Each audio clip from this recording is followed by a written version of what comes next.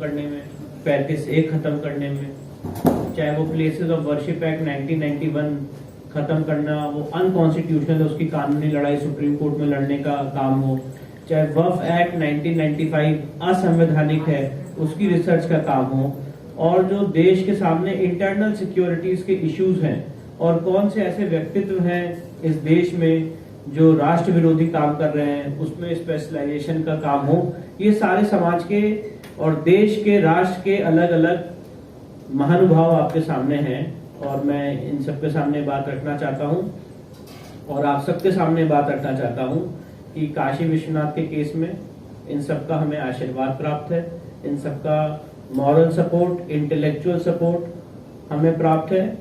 और काशी विश्वनाथ का जो केस और ज्ञान व्यापी का केस जो हम लड़ाई लड़ रहे हैं, इसका मकसद इन सब के माध्यम से मैं बताना चाहता हूं, ना राजनीतिक मकसद है, ना फंड रेजिंग एक्सरसाइज है। ये सिर्फ और सिर्फ, जैसे कि अभी पुष्पेंद्र जी ने बताया, अपनी सभ्यता को, अपनी कल्चरल हेरिटेज को रेस्टोर करने की लड़ाई है। जो काशी इस आध्यात्मिक भूमि है, ये 5 कोस का जो पूरा क्षेत्र है, ये आध्यात्मिक ऊर्जा का केंद्र है, ये आध्यात्मिक कैपिटल है, ये उस चीज की लड़ाई है। और हमारा मकसद ये है कि जो 5 कोस का अविमुक्त क्षेत्र है, वो आध्यात्मिक केंद्र, आध्यात्मिक राजधानी इस देश की दोबारा बने, और उसके लिए ये लड़ाई लड़ी जा रही है। इसी क्रम में ये मुकदमा दायर किया गया है। और मैं ये भी आपके माध्यम से रखना चाहता हूं, जो सबसे महत्वपूर्ण बात है कि जो एएसआई सर्वे की हमने मांग की है, उस मांग पे हम अटल हैं। और हमारा ये माध्यम है, ये मांग है कि जो वजू एरिया है जहां पे शिवलिंग बरामद हुआ था 16 मई 2022 को, वहां पे आर्कियोलॉजिकल सर्वे ऑफ इंडिया द्वारा एक्सकेवेशन किया जाए।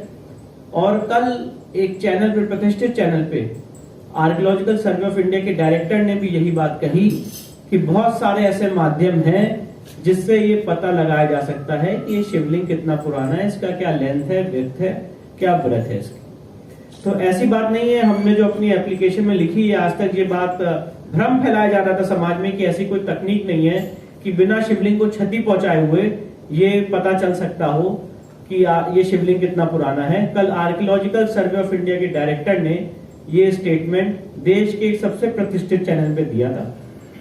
और इसीलिए हमारा ऐसा मानना है कि section 45 of Indian evidence act में कोर्ट को एक्सपर्ट ओपिनियन बुलाने की पावर है, और ऑर्डर 26 रूल 10A में साइंटिफिक इन्वेस्टिगेशन हो सकता है। और ये जितने देश के आपके सामने गणमान्य व्यक्तित्व यहाँ बैठे हुए हैं, इन सब ने इस पूरी लड़ाई में अपना समर्थन, अपना सपोर्ट दिया है। माननीय सुशील पंडित साहब यहाँ हैं, क्योंकि जब हम कोर्ट ऑफ लॉ की बात करते हैं तो हमें ये समझ लेना चाहिए, ये कोर्ट है, पार्लियामेंट नहीं है। ना संख्या बल पे यहाँ पे काम होता है, ना किसी प्रेशर में काम होता है। कोर्ट में सिर्फ लॉजिक, तर्क और लीगल प्रोविजंस के आधार पे बात होती है। जैसे मैंने आपको बताया, section 45 of Indian evidence act में एक्सपर्ट ओपिनियन बुलाने की पावर है, ऑर्डर 26 रूल 10A में साइंटिफिक कमीशन जारी करने की पावर है। ये इस पहलू का जो आपने सवाल पूछा उसका लीगल आंसर है। जहां तक आपने बात कही तोड़ने की, ये एक तरह का व्यंग है। ऐसा पहले भी व्यंग किया गया था, जब शिवलिंग मिला था उसको फव्वारा बताने की कोशिश की गई थी। मैं आपके सामने अपनी बात एक लीगल ढंग से रखना चाहता हूं। एक पक्ष ये कह रहा है और मुस्लिम पक्ष ने कोर्ट में एफिडेविट दिया है। जो बात आप कह रहे हैं, रईस अहमद भाई ने जो बात कही है वो आपके सामने कही है, पर कोर्ट में जो उन्होंने एफिडेविट दिया है, उन्होंने कहा है कि कोई भी कार्बन डेटिंग या साइंटिफिक जांच नहीं होनी चाहिए। वो भी ये मानते हैं कि फव्वारा है, और वो ये कह रहे हैं कि एक पक्ष कह रहा है शिवलिंग है, पर ये एडजुडिकेट होना बाकी है, और कैसे एडजुडिकेट होगा ये उन्होंने अपने एफिडेविट में नहीं लिखा है। पहली बात। दूसरी बात मैं ये कहना चाहता हूं, हमने आपके सामने टाइम एंड अगेन अपनी मंशा और अपनी एप्लीकेशन को एक्सप्लेन किया है, जहां पे हमने बताया कि शिवलिंग को तोड़ने की बात, डेसिक्रेट करने की बात, क्षति पहुंचाने की बात हमने नहीं कही है। कल कोर्ट में हमारे सीनियर एडवोकेट हरिशंकर जैन साहब ने भी उस चीज का स्टेटमेंट कोर्ट के सामने रखा है।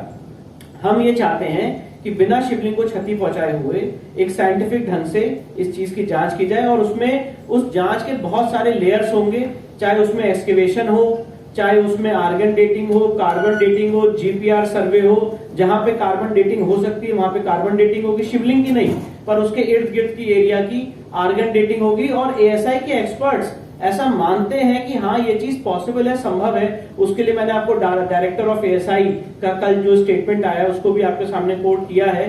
तो मैं ये मानता हूं कि अगर कोई आदमी हमारे आस्था पे व्यंग कर रहा है और वो भी एक इस केस का जो पक्षकार है, वकील है, अगर वो ऐसा व्यंग कर रहा है तो ये उनका स्टेटमेंट हो सकता है।